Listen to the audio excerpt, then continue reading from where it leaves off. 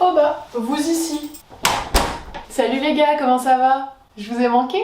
Je plaisante, c'est une intro un peu narcissique, mais en vrai, vous m'avez manqué. Je voulais reprendre la caméra pour vous montrer que 1, je suis en vie, et que 2, je suis allée faire quelques petits achats livresques pour la rentrée littéraire. Hop, attendez, je vous récupère.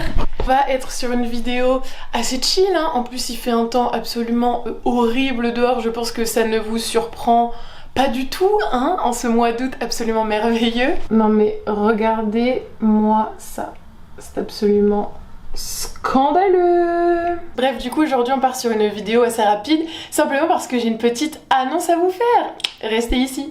Hop, aujourd'hui ce qui est prévu c'est surtout de vous faire un petit coucou et de vous remercier parce que pendant le mois d'août on a atteint les 500 abonnés sur la chaîne, donc c'est hyper cool, ça me fait plaisir que voilà, vous soyez autant à me suivre, à apprécier mon contenu. Désolée de ne pas avoir mis de vidéos en ligne au mois d'août, mais le boulot, les vacances, tout ça, je pense que vous vous en doutez, c'était un mois un peu occupé, on va dire. Mais.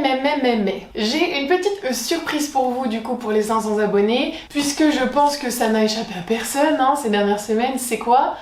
C'est la rentrée littéraire. Et donc je cherchais une idée de concours à faire sur la chaîne pour les 500 abonnés et je me suis dit en fait tout simplement pourquoi ne pas tirer au sort deux gagnants qui vont pouvoir choisir le livre de la rentrée littéraire qui leur plaît. Donc ça vous permet de prendre le livre qui vous fait plaisir et qui vous fait envie. Je pense que c'est une bonne idée de concours, la meuf se jette des fleurs. Pour participer, il suffit de liker cette vidéo, de mettre un petit commentaire avec le livre qui vous fait envie et votre pseudo Insta, et ensuite de me suivre sur Instagram pour que je puisse plus facilement vous contacter pour le tirage au sort, les gagnants, tout ça. Si vous n'avez pas Instagram, c'est pas grave, laissez-moi un commentaire en me disant que vous n'avez pas Insta et on pourra échanger par mail et voilà. Donc pas de soucis si vous n'avez pas Instagram. Mais sinon voilà, je pense que je vais laisser le concours ouvert pendant 2 semaines. Je pense que 2 semaines c'est pas mal, et dans tous les cas je vous mettrai tout en barre d'infos, tout le récapitulatif, parce que je me rends compte que c'est un peu brouillon là ce que je vous dis. Tout ça pour dire que, hop là, 1, 2, 3, 4, 5. 1, 2, 3, 4, 5. Donc, mes petites sorties de la rentrée littéraire que j'avais très envie de lire. Vous avez le droit de vous faire offrir celui que vous voulez dans la limite, je sais pas, le budget on va dire 25 €. Je pense 25 € c'est bien.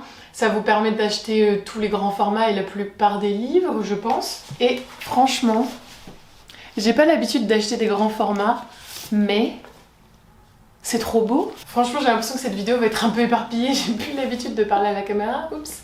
C'est pas comme le vélo, ça s'oublie. Le premier, c'est Clara et le soleil de Kazuo Ishiguro. Clara est une AA, pour amie artificielle.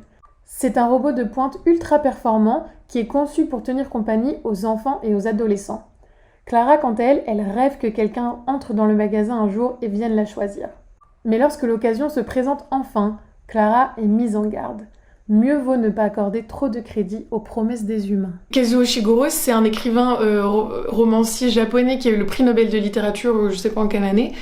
Et ça m'intrigue vraiment parce que j'ai jamais lu. Il y a des prix qui m'intéressent moins que d'autres, mais je trouve que prix Nobel de littérature, comme ça récompense un travail à part entière, c'est quand même sympa de découvrir l'œuvre et la plume de la personne. Donc voilà pourquoi j'ai choisi ce titre et j'ai trop hâte de le lire.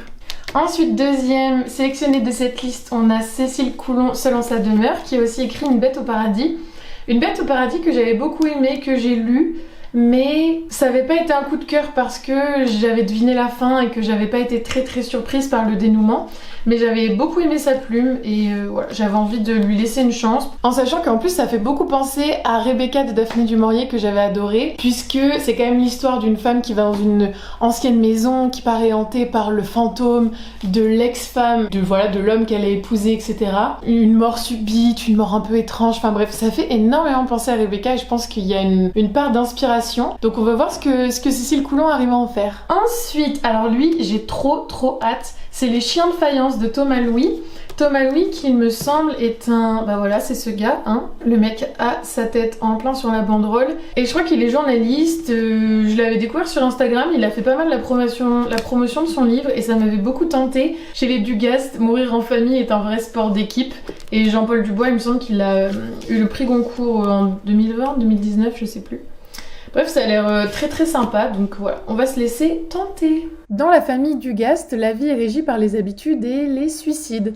Depuis plusieurs années, les Dugast se donnent la mort les uns après les autres. Sauf que Christophe, lui, le fils de 18 ans, il a décidé qu'il voulait vivre.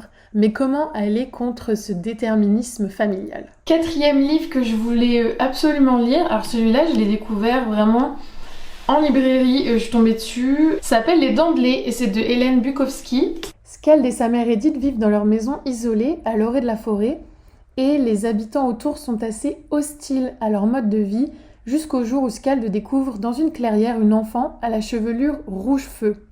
Skald, contre l'avis de sa mère, va alors décider de recueillir la jeune fille et ce trio va devoir faire face à une véritable chasse aux sorcières de la part des villageois. Et ouais, ça avait l'air très sympa, ça m'a donné envie avec ce côté un peu fable, conte moderne et un peu nature writing.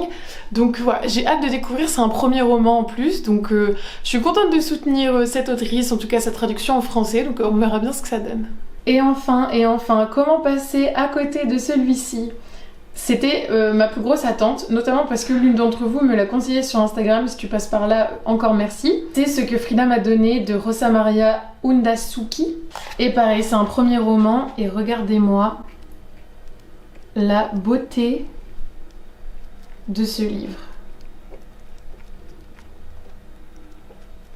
Alors là, je ne vais pas vous lire directement le résumé parce qu'en fait, c'est simplement une femme qui s'est plongée dans la peinture de Frida Kahlo, qui a elle-même essayé de peindre la Maison Bleue à Coyoacán de Frida et qui raconte un peu en fait son séjour, son parcours plutôt un peu spirituel, je pense, en se plongeant dans les œuvres de Frida et comme ce que le titre indique, hein, c'est ce que ça lui a apporté sans doute.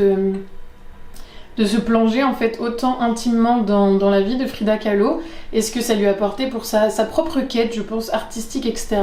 Donc déjà, l'objet livre est magnifique et en plus, ça a l'air trop bien. Donc voilà, j'espère que ce concours vous fait plaisir et j'espère que les petites propositions de livres que je vous aurais faites vous auront un peu intrigué. Moi personnellement, j'ai trop hâte de commencer à les lire et de m'y plonger. Là en ce moment, je suis à la fin, la toute fin, je sais pas si vous voyez, on marque page est là, il me reste juste ça, du 3e tome de l'intégrale de l'Assassin Royal. Et comment dire que je l'aurai fini aujourd'hui, c'est sûr, et que c'est absolument trop bien. Et voilà, je sais pas encore dans quoi je vais me plonger après parce que j'ai vraiment pas mal de titres qui me font envie. N'oubliez pas en tout cas de participer au concours et de me dire les titres qui vous font envie. Vous pouvez même en citer plusieurs dans les commentaires. Vous n'avez pas besoin de prendre la décision maintenant. Si vous gagnez, dans tous les cas, on aura l'occasion de discuter, donc pas de pression. J'espère que en tout cas vous allez tous hyper bien. J'espère que vous êtes prêts d'attaque pour cette rentrée. Je suis en tout cas personnellement pleine d'énergie et pleine d'idées et bref, ressourcée après cette semaine de vacances en Italie pour ma part, c'était trop chouette. Je m'en vais juste après avoir éteint juste après avoir éteint ce bout de vidéo, en filmer une autre. Cette vidéo sortira avant évidemment toutes les autres parce que j'ai pas envie de retomber comme un cheveu sur la soupe et je voulais vous faire un petit coucou, un petit merci, un petit tchuss les amis avant de repartir sur des vidéos un peu moins contextualisées on va dire. Je vous fais des bisous et je vous dis quasiment à tout à l'heure en fait, hein. Mais on va dire plutôt dans quelques jours pour vous. Allez, à plus. Bon finalement c'est comme le vélo, hein, parler à la caméra, ça s'oublie pas vraiment. Salut!